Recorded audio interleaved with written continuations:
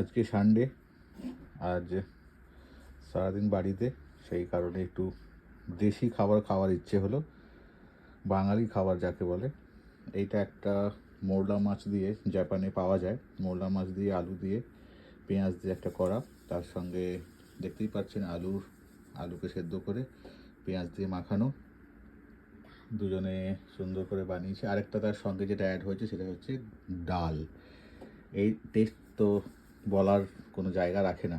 আর এই সিম্পল খাবারটা খুব ভালো লাগে খেতে, অনেকদিন বাদে খাচ্ছি, দেখা যাক কীরকম লাগে। তাই ভাবলাম একটু শেয়ার করি আপনাদের সাথে। বাইরে এসে জাপানে বসে এই দেশি খাবার মজাটাই আলাদা। যাই হোক, এইটুকু।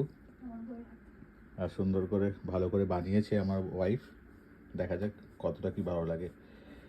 নেক্সট দিন যখন বানাবো আবার কিছু, তখন আবার শেয়ার করব। আজ এই অবধি। Thank you so much, tata.